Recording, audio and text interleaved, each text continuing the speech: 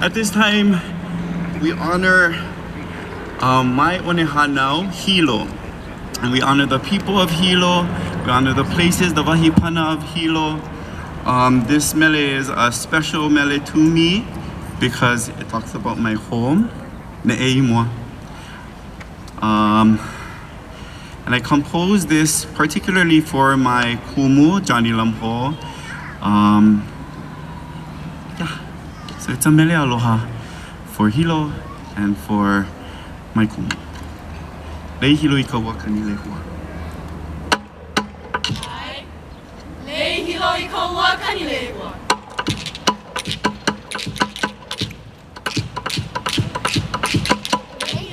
Lei Hilo I kaua kani lehua. Vevehi ka lehua I hana kahi. Ka hiko hiko I kai holu holu I Hilo one. Ke ha'alewa ke a alahonua o Hilo paliku.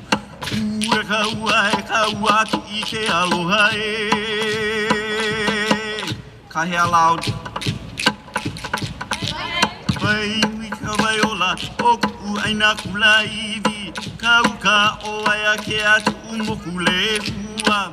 O vailo alana mali e lama lama ke onele ai vaiola ma. Hano hano ai luku ka vai halulu ai ka maha o pipi o maue wai anu e nue. Uanani ka ikina e.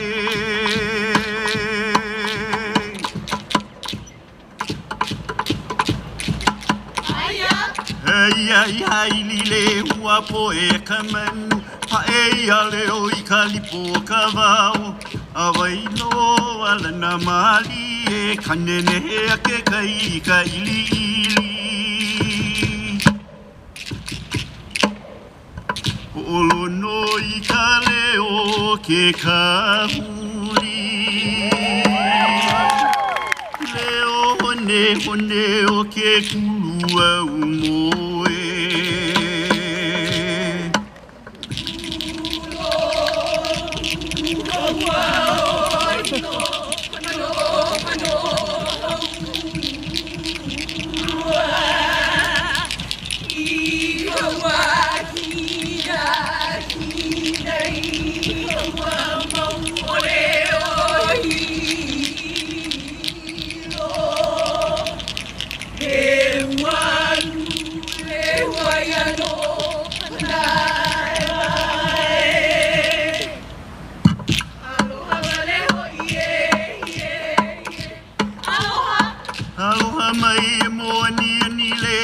Maue mau meke kani lehua. Ka uene a ka malua ki iwai. Mahalo e ka ua lei ka ulana hele. No hilo nui ka manoa noa hoi ke aloha. Ka ua kani lehua e.